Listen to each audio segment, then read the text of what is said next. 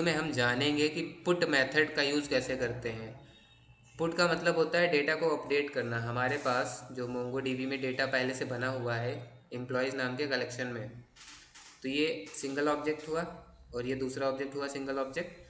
तो ये दो जो ऑब्जेक्ट हैं इसमें से हमको एक ऑब्जेक्ट को पकड़ के उसको अपडेट करना है, यानी कि एक नया ऑब्जेक्ट नहीं बनाना है। कितने टोटल ऑब्जेक्ट्स हैं? दो। तीन नहीं है। तो तीन होने भी नहीं चाहिए। तीन कैसे होंगे? जब तुम पोस्ट मेथड एपीआई कॉल करोगे, क्योंकि पोस्ट में क्या लगा होता है यहाँ पे? न्यू। न्यू बन जाएगा क्या? ऑब्जेक्ट। फिर क्या हो जाएगा? सेव हो जाएगा, तो इससे नया ऑब्जेक्ट बन जाएगा। बट पुट में क्या होगा कि एग्जिस्टिंग वाले ऑब्जेक्ट को क्या करना है? ढूंढ के उसको अपडेट करना है। तो ढूंढोगे कैसे? उसको ढूंढने के लिए अंडरस्कोर आईडी का यूज़ करोगे, ये ऑटोमेटिकली जनरेट होती है, ताकि इसको पकड़ के हम इस पर कुछ ऑपरेशन कर पाएँ, जैसे डिलीट करना या कुछ भी चेंजेस करना। मान लो हमको इस ऑब्जेक्ट में चेंजेस करने हैं, तो हम सबसे पहले इस अंडरस्कोर आईडी का यूज़ करके इस ऑब्जेक्ट को ढूंढेंगे। फिर इसको क्या डिलीट करना है कि अपडेट करना है, वो ऑपरेशन हम परफॉर्म करेंगे। तो इस कोड में हमने क्या लिखा है? ऐप डॉट पुट मैथड लगाया है, और सेम चीज़ जैसे पहले वीडियो में हमने किया हुआ है, slash employ slash colon I D, यानी कि जो यूआरएल बनेगा तुम्हारा पोस्टमैन में, तो इस तरह से बनना चाहिए, slash employ slash I D. अब यही आईडी तुमको अगर निकालनी है तो कैसे निकालोगे? Request dot params dot I D, ये यहाँ पे लिखा है request dot params dot I D. अब ये आई डी ये मैच होनी चाहिए इससे, ये इसका सिंटेक्स होता है। अब ये मॉडल हमारा है, यानी कि जो ऑब्जेक्ट है, दोनों बने थे ये ऑब्जेक्ट, सॉरी ये वाले जो ऑब्जेक्ट बने हैं किस एम्प्लॉय में है, किस मॉडल में? एम्प्लॉयज़ वाले में। तो इसी मॉडल से हमको क्या करना है? मेथड यूज़ करना है जिसका नाम है find by ID and update. अब ये क्या करेगा कि पहला तो पैरामीटर लेगा, अंडरस्कोर आईडी होनी चाहिए, जो कि आईडी कहाँ से निकालेंगे हम? पैरामीटर से, पैरम से, क्योंकि हम पैरम से रख के भेज रहे हैं। ठीक है। देन उसके बाद क्या करेंगे? दूसरा पैरामीटर लेता है एक सिंगल ऑब्जेक्ट। अब ये ऑब्जेक्ट तुम्हारा सेम उसी की तरह है जैसे तुम पोस्ट एपीआई में ऑब्जेक्ट पास करते हो न्यू के अंदर। न्यू बन जाए एम्प्लॉय, यानी कि न्यू मॉडल, और सेम ऑब्जेक्ट वो वाला पास कर दिया। तो यहाँ पे ये नया नहीं बनाएगा।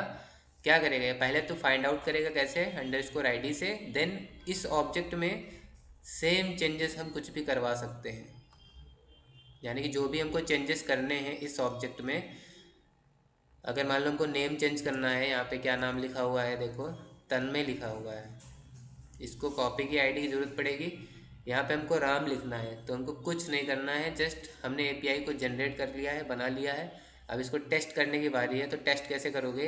पहले तो पाथ क्या होना चाहिए ऊपर? Slash employee slash I D, ये गए, ये स्लैश एम्प्लॉई और स्लैश आई डी होनी चाहिए। अंडरस्कोर आई डी वाली हमने कॉपी कर ली, इसको पेस्ट कर दिया, यही है। पुट मेथड लगा दिया। अब पूरा हम ऑब्जेक्ट बना लेंगे, ये हमारा जेसन वाला है।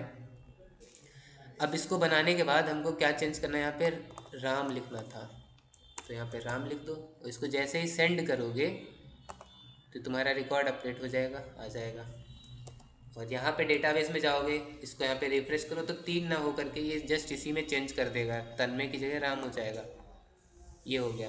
तो ये हमारा डेटा क्या हो गया? अपडेट हो गया। अब समझते हैं एक चीज़ और, इसी में समझ लेते हैं कि अगर ये जेसन का ऑब्जेक्ट है अगर ये जेसन का ऑब्जेक्ट है और इसमें से कैसे निकालेंगे? पहली बात तो ये जो ऑब्जेक्ट हमारा है जेसन वाला, ये जाता है रिक्वेस्ट डॉट बॉडी में। रिक्वेस्ट डॉट बॉडी क्या है?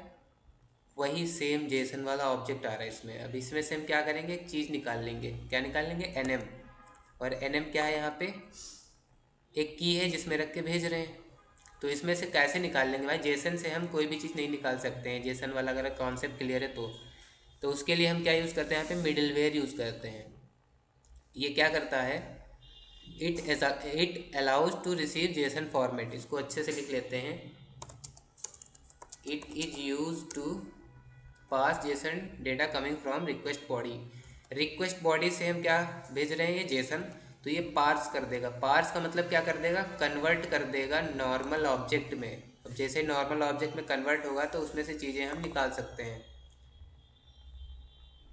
अब इसको अगर नहीं लिखोगे, यहाँ पे कमेंट कर दोगे, अब वहाँ से सेंड करते हैं, चल के देखो क्या होगा। एरर आएगी अनडिफाइंड रीडिंग की। क्या लिखा है? Can not read properties of undefined reading. यानी कि ये रीड ही नहीं कर पा रहा है, 500 इंटरनल सर्वर एरर आई है। तो रीज़न इसका यही है कि जो हमारा ऑब्जेक्ट था रिक्वेस्ट डॉट बॉडी, वो पूरा जेसन का था, उसको पार्स नहीं किया।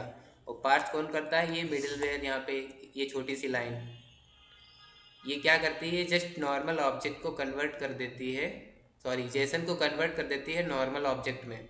तो रिक्वेस्ट डॉट बॉडी हमारा क्या था? जेसन था, वो चेंज हो गया नॉर्मल ऑब्जेक्ट में। फिर हमने वहाँ से क्या कर लिया? ये चीज़ें निकाल ली, कीज़ निकाल ली, तो चीज़ों को हम एक्सट्रैक्ट कर पा रहे हैं। ये चीज़ नहीं लगाओगे तो एरर आ जाएगी। अब इसको सेंड करो, नाम बदल देते हैं, यहाँ पे राम टू कर दो, सेंड कर दिया, रिकॉर्ड अपडेट हो गया। इसको और अच्छे से समझने के लिए हम थोड़ा और एग्जांपल ले लेते हैं। यहाँ पे एक्सप्रेस यानी कि जो हमने रिक्वायर किया हुआ है जिसमें, वो लिखा कि डॉट जेसन लिख दिया। अब ये जेसन वही फंक्शन है जो जेसन डॉट पार्स का काम होता है, क्योंकि हम यहाँ पे एक्सप्रेस का फ्रेमवर्क यूज़ कर रहे हैं, इसमें से बने बनाए मेथड हम यूज़ करते हैं। हमको यहाँ पे पूरा नहीं लिखना पड़ेगा कि जेसन डॉट क्या लिखते हैं, जेसन डॉट क्या लिखते हैं, जेसन डॉट पार्स मेथड का नाम होता है। वो यहाँ पे हमको नहीं लिखना पड़ेगा, क्यों? क्योंकि हम फ्रेमवर्क यूज़ कर रहे हैं, जस्ट उस फंक्शन को कॉल कर दो, ये हमको पता होना चाहिए। ये क्या काम करता है? जेसन को नॉर्मल ऑब्जेक्ट में चेंज करने का काम करता है।